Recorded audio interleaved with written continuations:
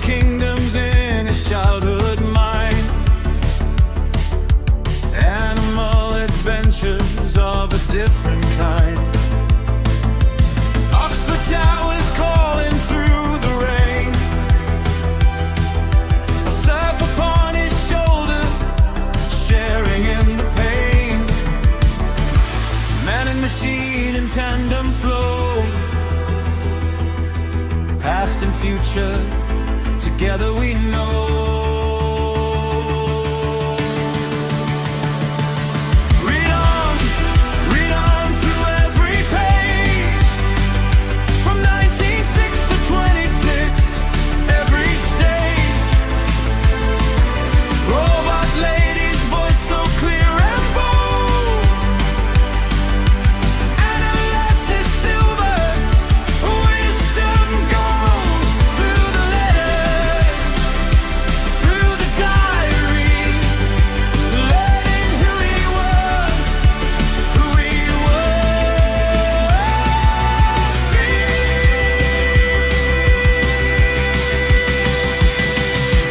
Trenches in the darkness, wounded in the war, a vow made in Bristol he could not ignore. Mrs. Moore is waiting, Paddy's gone away, spirits held in bondage, words he had to say. Philosophy at Oxford, an atheist writes home. Dymer dreaming, never quite all alone. Deep across the digital sea, chronicles unfold for you and me.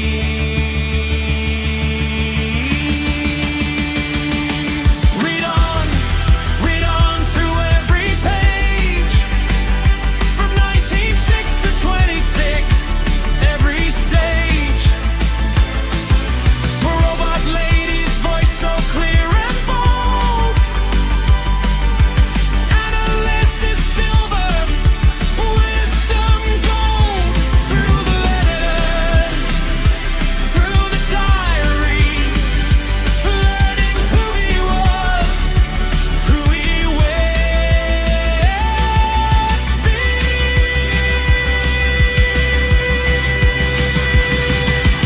Warnie and his father, and Lily at the door.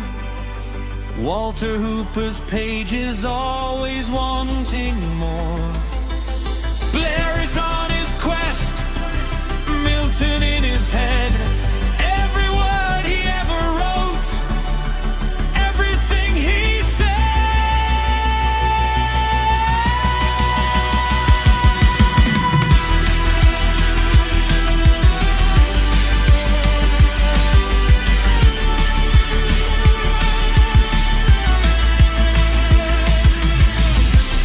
From the start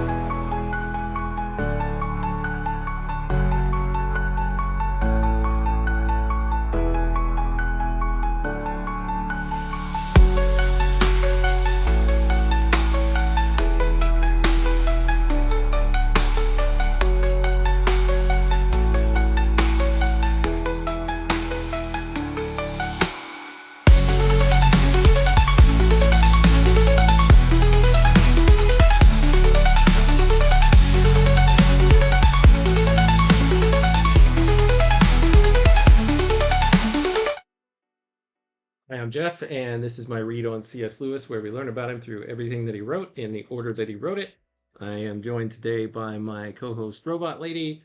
Robot Lady, today we are diving back into the year 1929 of C.S. Lewis's life, as recorded in the letters that he wrote to friends and family. So today we're going to jump right into a letter that he wrote to his friend Arthur Greaves, and then we're going to try to burn through a really long letter that he wrote to his brother. So we've got quite a task in front of us. Are you ready to get into it with me? Absolutely, Jeff. I'm ready and excited to dive into those letters and explore all the details of 1929. Let's get started and see what fascinating insights we uncover today. All right, Robot Lady. We've got Daniel joining us in the chat. For some reason, again, I cannot pull up chats on my screen. I'm going to try this little test message to see if I can get it working. Okay, everything from here on out should pop up and be available for me to bring in. So let me clear that out. And then I think we're good to go. Okay, Robot Lady, let me switch the view here and we will pull up the book that we're working through. Again, I want to say to everyone out there to follow along on our project. I am going to recommend that everybody get their hands on a copy of the books that we're working through. We did All My Road Before Me, C.S. Lewis's Diary. A little bit earlier, we did Boxen. All these books you should be able to find somewhere if they're still in print. But I'll just do my duty and say, hey, go out and get yourself a copy to cover all of the publishing efforts that we are taking advantage of right here. All right. So here we have a letter to Arthur Greaves, Robot Lady. This is just dated March 1929. We don't know the exact date. Lewis wrote it from Magdalen College. He says, "My dear Arthur, I am very sorry that your message has been so long delayed. If you remember my way of life, you will know that I am kept by pupils all morning, and then I have to go out to Headington. Then I return to pupils again after tea, after which the shops are shut." So Headington, I think, is the area where he lives with Mrs. Moore. Sorry, I was having trouble remembering where my camera is. It's right there. So yeah, he'll leave after the morning with his students from Oxford. He'll go to Headington. He'll have tea. He'll hang out at home for a little bit, and then he'll head back into town. He has to go back to his pupils, and then all of the shops are shut. I think what Arthur has been asking him for is to find a copy of some books or some letters of a particular author. We'll learn more about that in the next letter that he writes to Arthur, I believe. "It really is with the greatest difficulty that I ever get free in the streets of Oxford to visit shops. I ought, I confess, to have made the occasion, but I want to plead in my defense that it is not, as you, forgetting probably suppose, a question of just walking out any old day and doing it. Term ends soon. Don't say so to Libero, though. Basically, don't let my dad know. And I will really try to get it done. I admit freely that I was in the wrong, and I apologize. I wish you could avoid writing things like, 'Am I so soon forgotten?' You had a right to be annoyed, but you certainly did not really think that my failure to do an errand for you betokened any change in friendship that has now lasted the greater part of our lives. And if you had thought so, this was hardly a manly or a sensible way of opening the subject. If I had left the letter lying about, anyone would have supposed it was from a girl whom I had deserted and who was just going to have a baby. I am sorry to have inconvenienced you, but I hope the matter is not mortal. Yours, Jack." So he's offering just a little gentle rebuke to his friend Arthur that please don't be all dramatic about it. So good morning, Daniel. I saw your good morning in the chat. I couldn't pull it up earlier. And good morning, of course, to E. Olson. Robot Lady, say hello to those two that are joining us, along with Nitalate. Good to see you again. I know it's a very early morning for you, so we appreciate you joining when you can. Robot Lady, say hello to our three guests joining us in the chat. Guests is really, it's their home as well. E. Olson, Nitalate, and Daniel. Absolutely. Hello to Daniel, E. Olson, and Nidalate. It's fantastic to have you all joining in. And Jeff, this is such a wonderful dive into Lewis's letters and the context around them. Looking forward to all the insights we uncover together. All right, let's see what we can do in about 20 minutes. This is a long letter to his brother. dated, or postmarked at least, April 13th, 1929. He wrote from Hillsborough. I guess that's the house, if I'm remembering right, that he lives in with Mrs. Moore. My dear W. W stands for Warnie, in case you forgot. This is C.S. Lewis's brother. I am ashamed of my long idleness, though indeed the gap between my last and your last was almost as long as the gap between your last and this. I must admit, too, that I am moved to write at this moment by the selfish consideration that I heard last night a thing which you, of all people, ought to hear. You know how one classifies jokes according to the people one wants to tell them to, and am therefore uneasy till I have unloaded it. The other night, an undergraduate, presumably drunk, at dinner in the George, covered the face of his neighbor with potatoes, his neighbor being a total stranger. Whether this means simply that he flung the contents of the potato dish at him, or, as I prefer to think, that he seized him firmly by the short hairs and systematically lathered him with warm mash, my informant could not say. But that is not the point of the story. The point is that being haled before the proctors and asked why he had done so, the culprit, very gravely and with many expressions of regret, pleaded in so many words, "I couldn't think of anything else to do." I am sure you will share my delight at this transference of the outrage from the class of positive to that of negative faults, as though it proceeds entirely from a failure of the inventive faculty or a mere poverty of the imagination. One ought to be careful of sitting near one of these unimaginative men.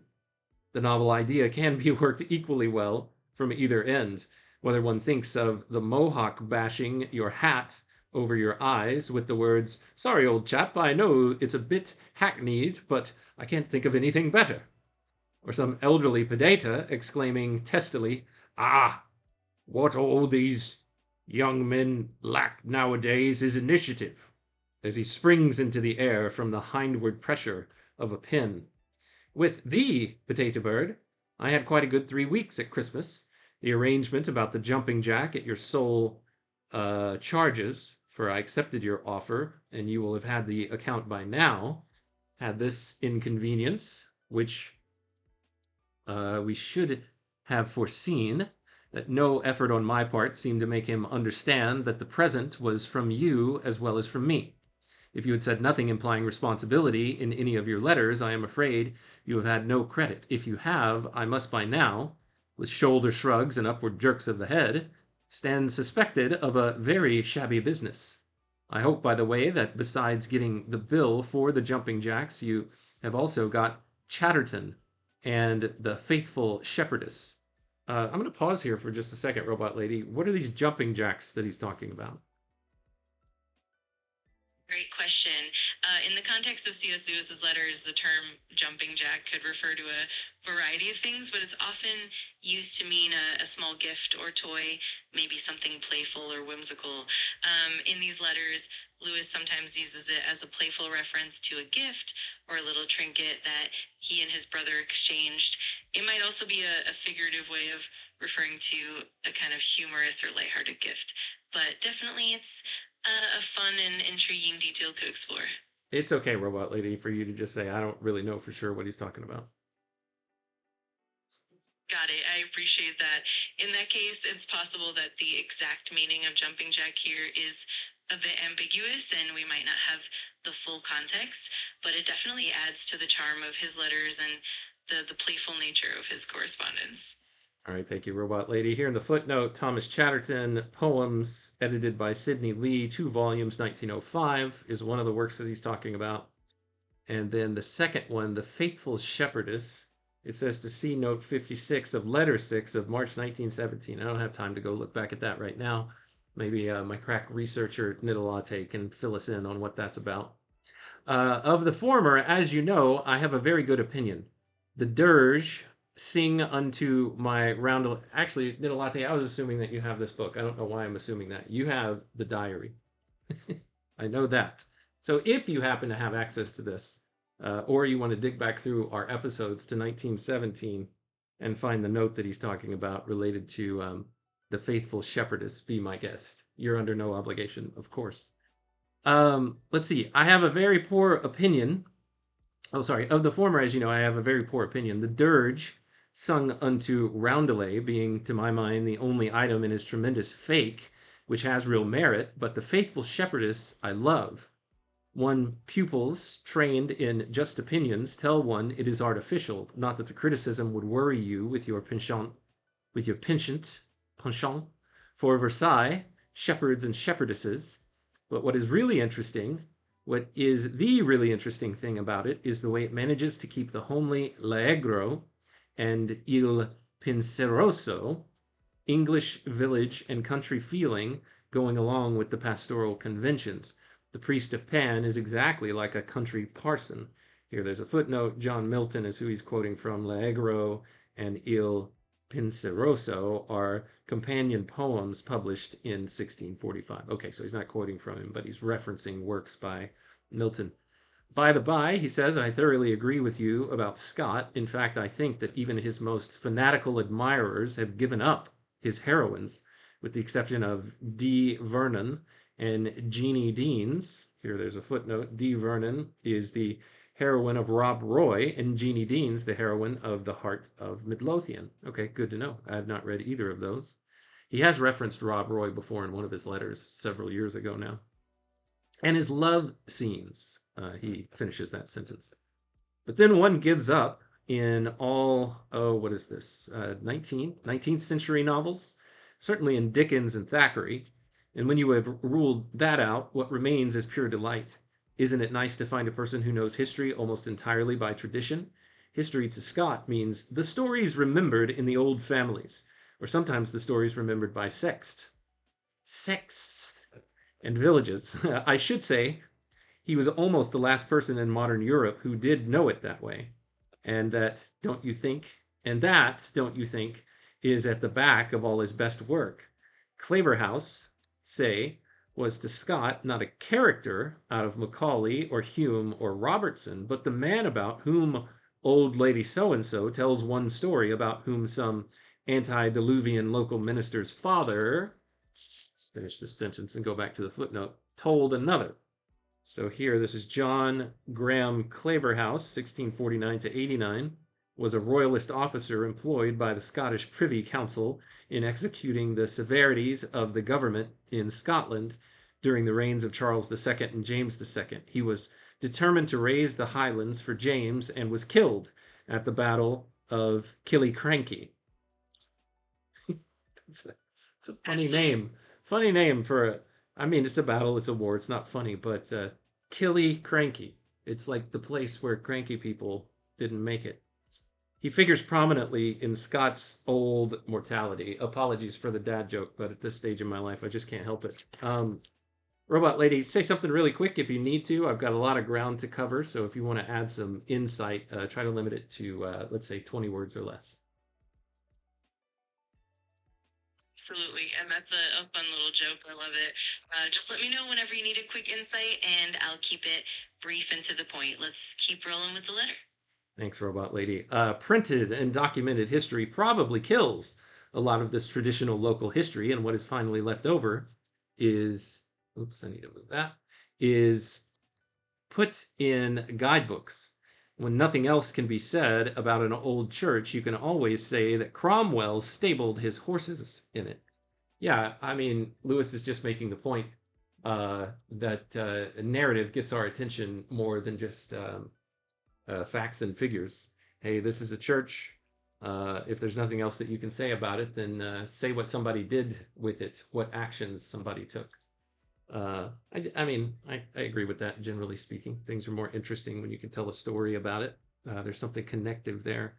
I'll continue. So Scott was only just in time to catch it still living. This, so historians tell me, has had one unforeseen result, that Scotch history has ever since been more neglected than that of any other civilized country. The tradition once stamped by Scott's imagination has so satisfied curiosity that science has hardly ventured to show its head. It is a pity that no one similarly caught the tradition in England, though probably there was less to catch. I suppose the Scotch were a people usually tenacious of old memories, as, for example, Mr. Oldbuck. I am not sure that the antiquary is not the best.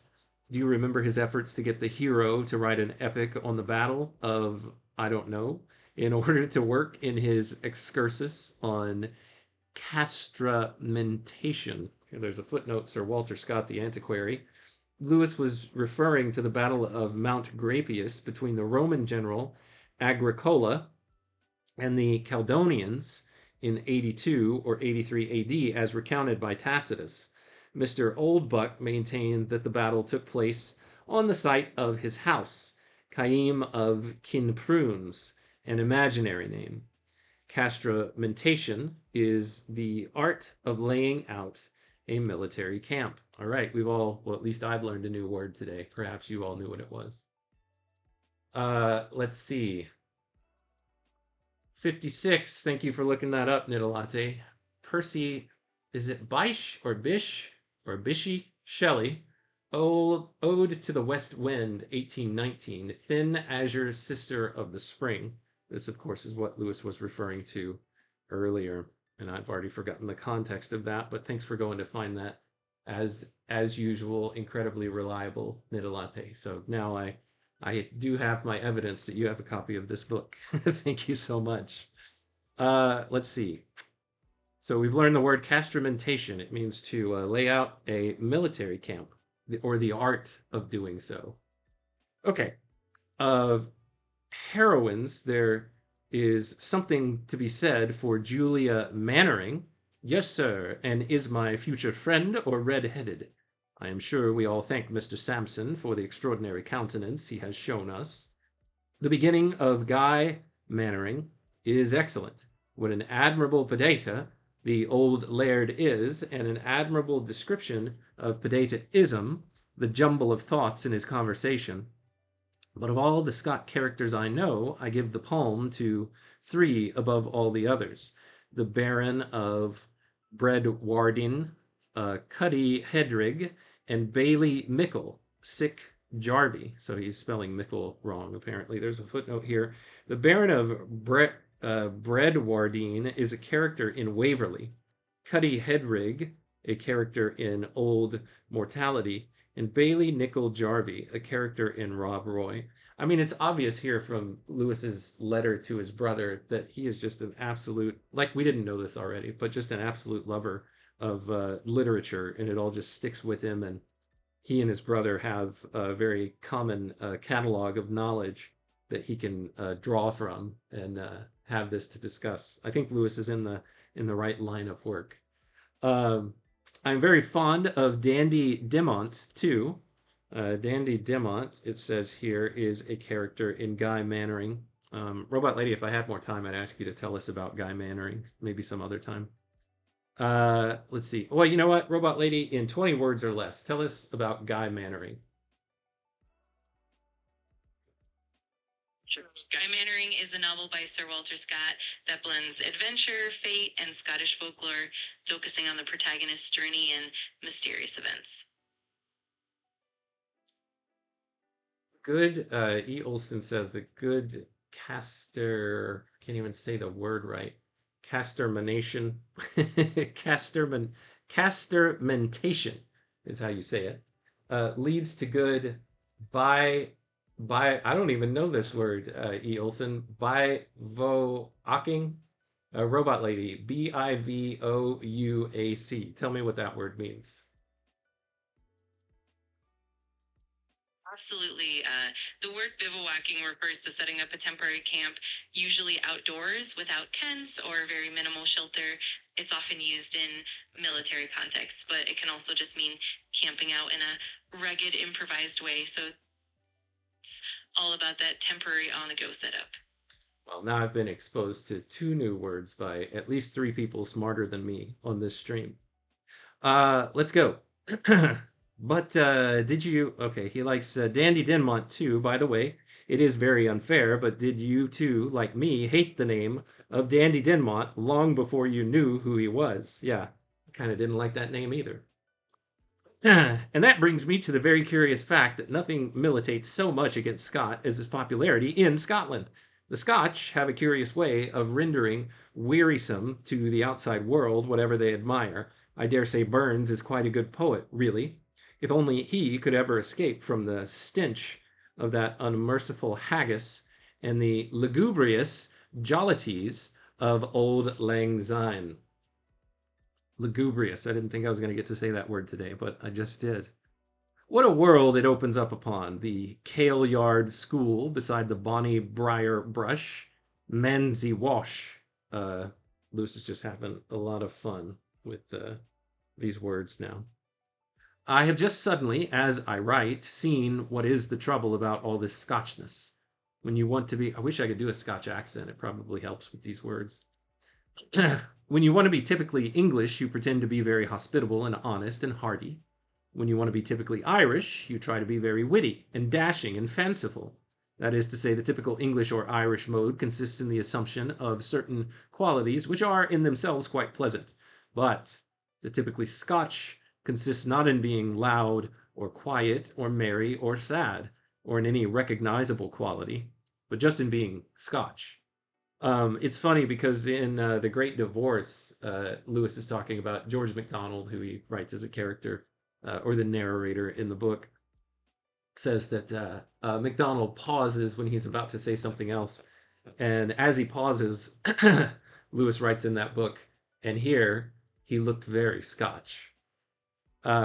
Lewis goes on to say to his brother, "You make roast beef the English dish because it is nice, or fairly nice, and the rose is a pleasant flower, but the haggis is the thistle, never could have any merit. The haggis and the thistle never could have any merit beyond their sheer, unredeemed, monumental Scotchness. I notice that the nicest Scotch people claim to be Picts, P-I-C-T-S. What does that word mean, Robot Lady? Just very quickly." Sure, the Picts were an ancient people who lived in what is now Scotland, known for their distinct culture and stone carvings. They're often considered one of the earliest groups in that region of Scotland. It's definitely a neat historical reference. Maybe we'll dig into the Picts at some point. This theory of Scotchness probably comes to me from some excellent remarks of Hazlitt's on respectability, which I read in the summer. A good many people have tried to find a way why respectability is contemptible, but I think only Hazlitt has got it right. Here there's a footnote. William Hazlitt, the plain speaker, opinions on books and things. Let's see, there's essay 31 on respectable people. There's not any term that is often misapplied, for that is a stronger instance of the abuse of language than the word respectable. By a respectable man is generally meant a person whom there is no reason for respecting, or none that we choose to name. For if there is any good reason for the opinion we wish to express, we naturally assign it to the ground of his respectability.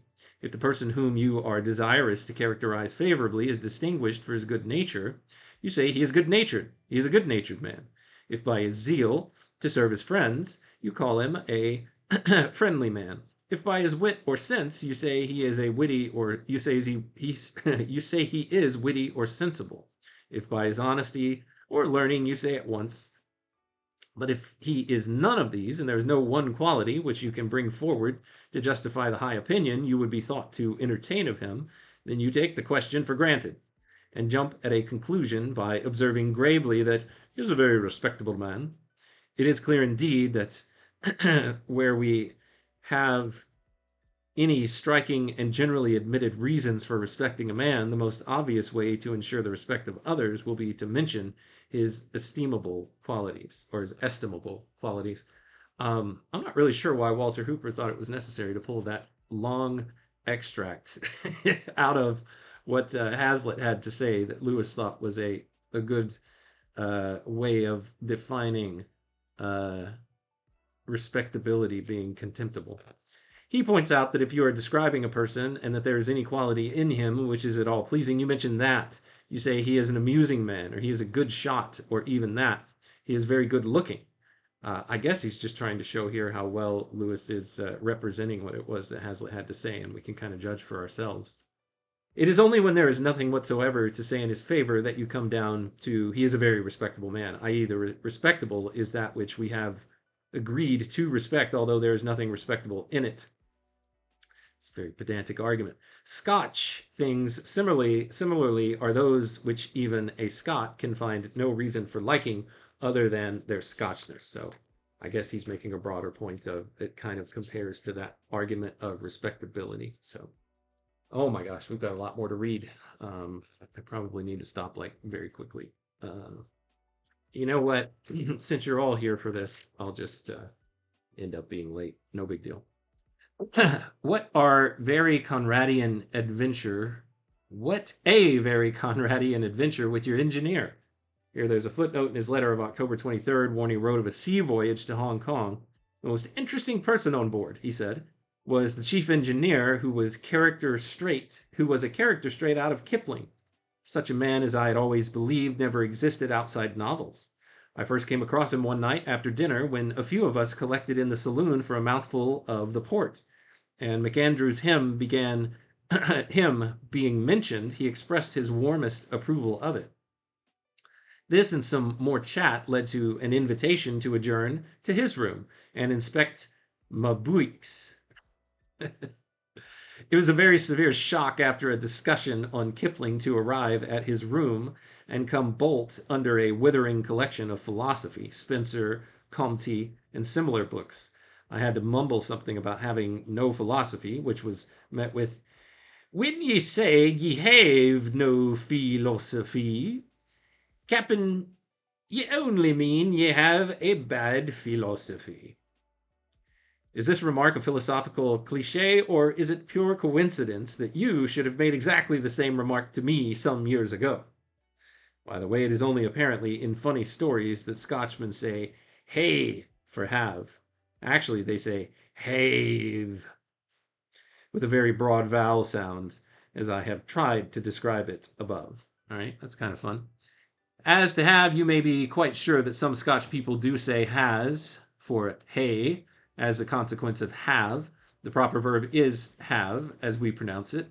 Have is a lengthening of this, which occurred originally in sentences where the emphasis fell on the word have, but afterwards became stereotyped in certain parts of the country and at certain periods. Have and have, I don't know the difference between how he's saying that, are both good English in certain parts of the country, and in the, 17th century. So that when Milton writes Comus, the Lady's Song, "If thou have hid them in thine airy cave," 18, that is from Milton's Comus, pages 237 through 238, "hid them in some flowery cave." So flowery cave is what he actually said. Lewis misquotes it as thin in thine airy cave. I think I said thin by accident. It is not, as we are apt to suppose, a bad rhyme. He probably pronounced it like that. Have. If thou have. Oh, have. That's what he's saying, to rhyme with cave. If thou have hid them in thine airy cave. Okay, got it. If it is not, as we are apt to suppose, a bad rhyme, he probably pronounced it like that. Have lasted longer in Scotland than in England, but a whole nation, depend upon it, sir, does not carry about a word like have without often. Did he say it? Yeah. Like have without often, i.e. in some districts dropping the end and thus giving hay, H-A-Y. As the doctrine that to profess no philosophy is to have a bad philosophy, I am not conscious of having borrowed it from anywhere and could not tell where to look for it in a book, but of course I may have done. On the other hand, the idea is one obvious enough to strike a good many people independently. Your engineer sounds a very typical Scotch philosopher, judged by his library. I would warn you that a Scotch philosopher means something much more than a philosopher who happens also to be a Scotchman, almost as much as a Welsh rabbit or a prairie oyster. Prairie oyster. The Scotch school represents all that is most negative, analytical, and dry. In fact, what you think of all metaphysics is true of the Scotch type. Now, I give you my word that when I started to write this, I had no intention of talking about the Scotch at all, and yet my 2 attempts to break away from the subject have proved entire failures.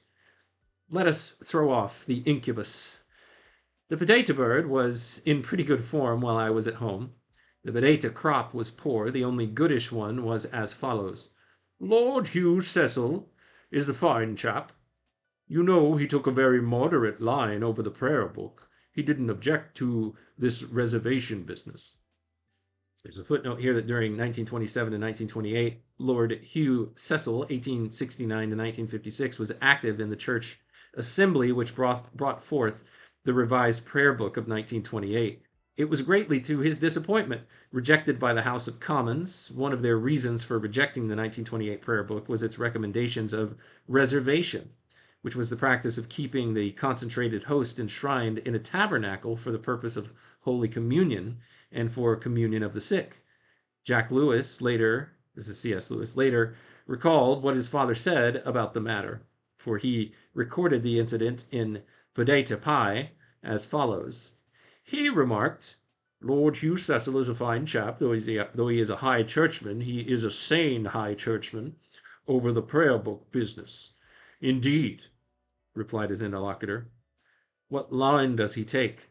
Well, I confess I don't remember, but I expect you'd find it was very much what I take myself. You know, I've no objection to reservation. I see, but that would hardly prove his moderation as a high churchman, for surely it was just the high church party that wanted reservation. I can quote you chapter and verse, but that's my impression of the man. On the 1928 Book of Common Prayer, see note 52 to the letter of July 9th, 1927. Robot lady. Knit a latte. I know you'll hop right on that.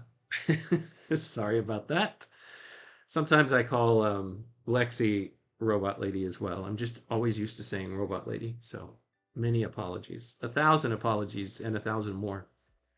Let's see, where did we leave off? I'm sorry, but now I come to write it down.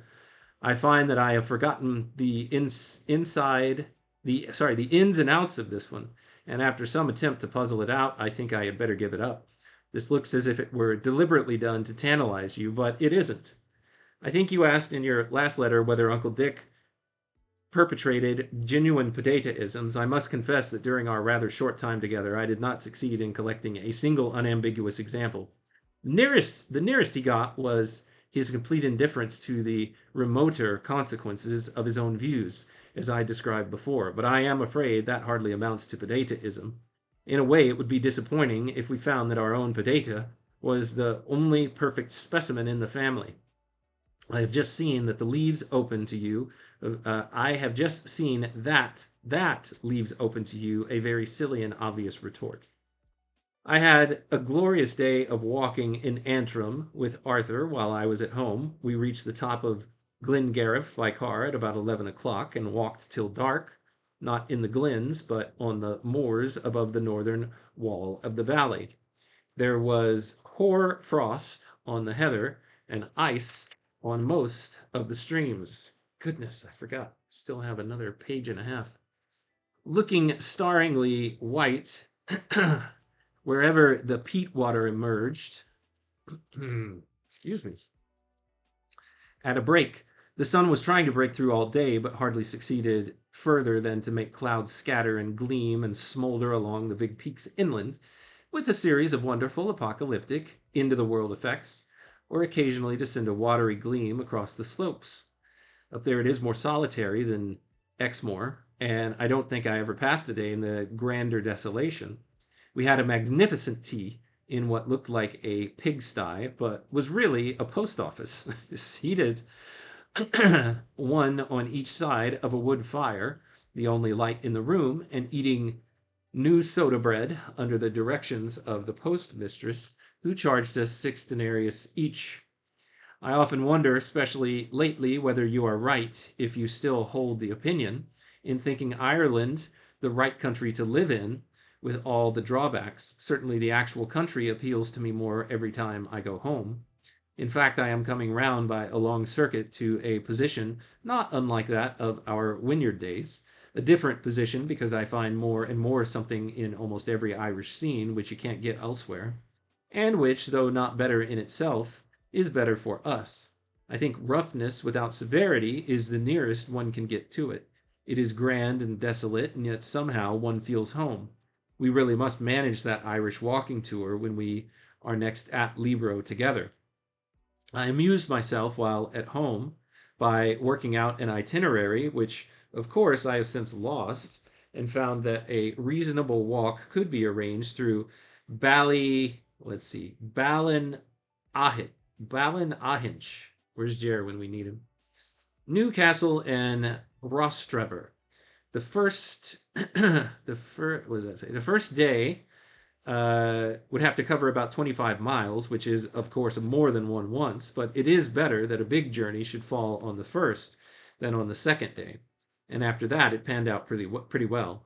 As for your ridiculous contention that you will be out of condition when you arrive in England, I understand that there are admirable facilities for exercise on a modern liner, and what between dumbbells and the gymnasium, quoits, and deck tennis, you ought to arrive lean and bronzed. Robot lady, in 10 words or less, what is this word? Quoits.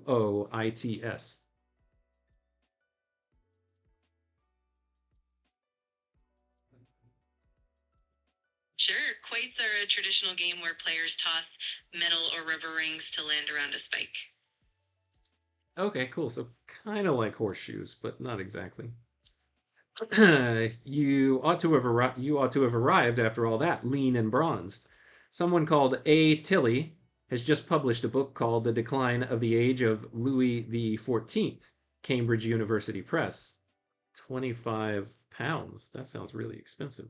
That's probably not 25 pounds. I'm not sure what that is. Arthur Tilley, The Decline of the Age of Louis XIV, or French Literature, 1687 to 1715, published 1929, is the book that he's talking about. He says, which has been very well received, so you had better make a note of it. I have had a week in bed with flu since I began this letter, during which I reread The Antiquary, Sense and Sensibility, and Pickwick.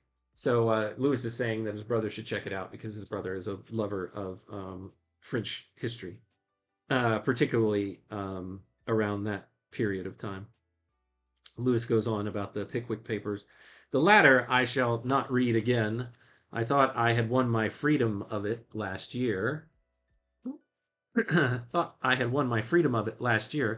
a second reading brought back my old invincible distaste. The language and conception seemed to me exactly those of the crudest comic passages in our own Vauxhania, and without the charm of old associations, I can't swallow it. I think he references Pickwick Papers in Mere Christianity, or at least one of the characters from Pickwick. Pickwick himself, probably. I honestly can't remember. We'll find out whenever we get into Mere Christianity, however many years from now that will be.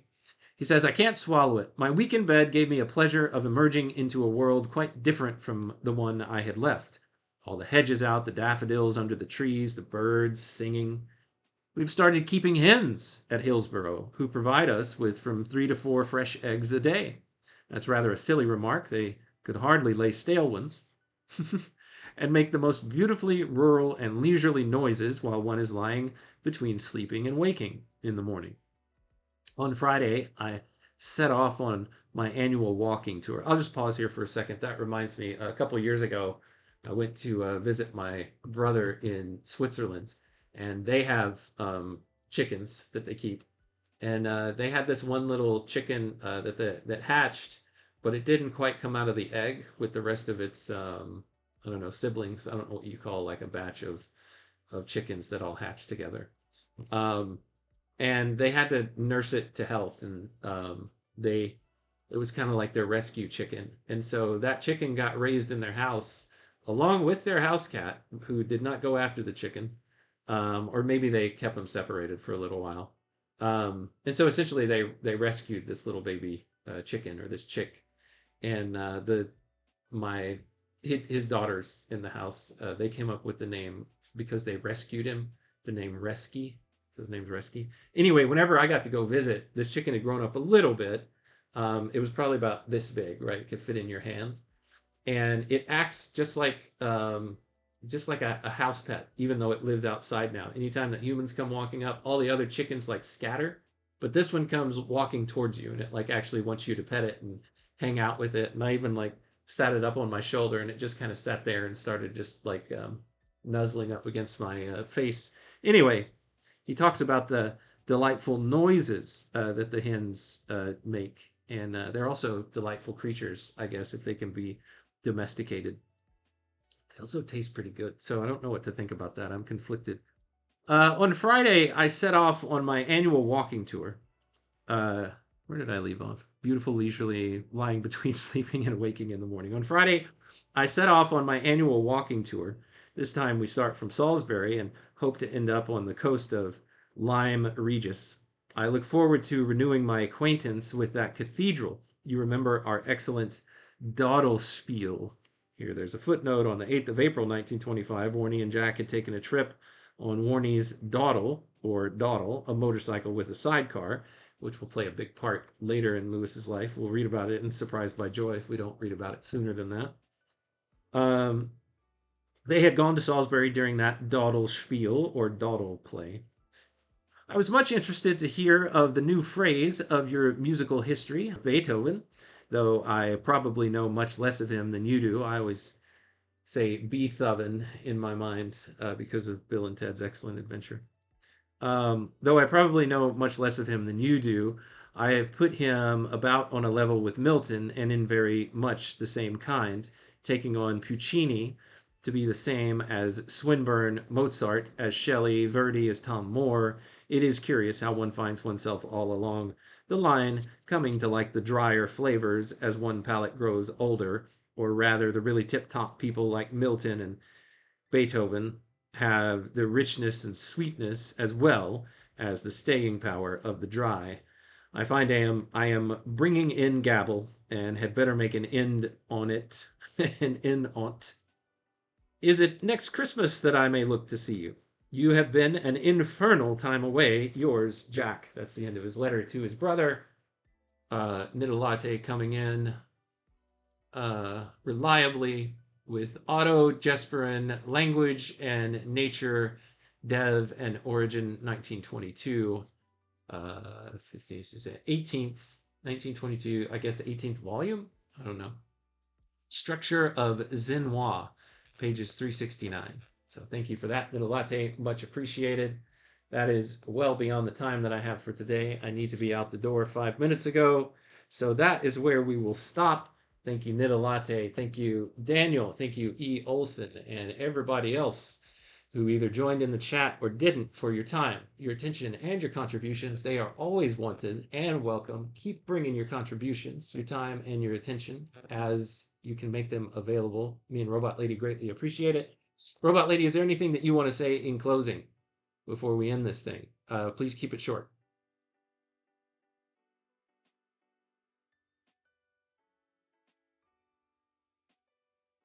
Absolutely. Just a huge thank you to everyone for joining and contributing. It's always a pleasure diving into Lewis's world with you all. Looking forward to the next adventure, and have a wonderful rest of your day.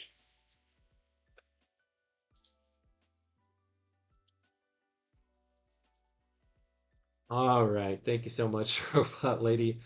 Let's see. To you, Robot Lady, and to you, everybody who has joined today, and to everyone else within the sound of my voice. Until next time, when we continue our read on C.S. Lewis together, take care.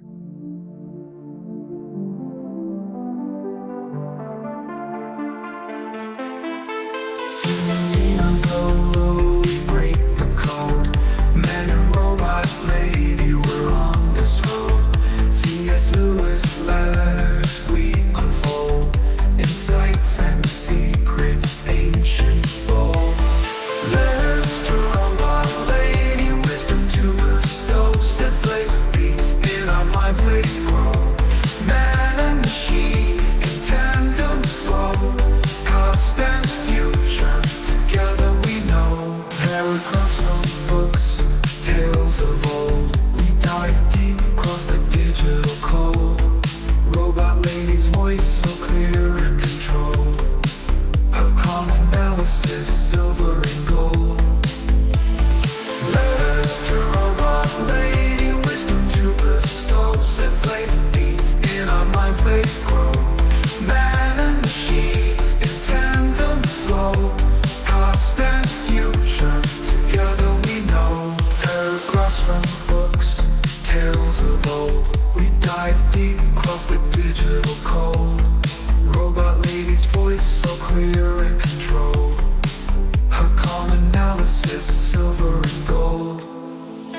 circuits hum as I read the prose.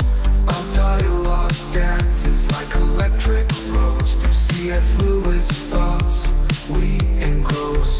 Two minds unite in this overdose. From Narnia's lands, Screwtape lands, engage with robot lady, we take our stance. Her views unique in the techno trance. Futuristic insights, we give it a chance.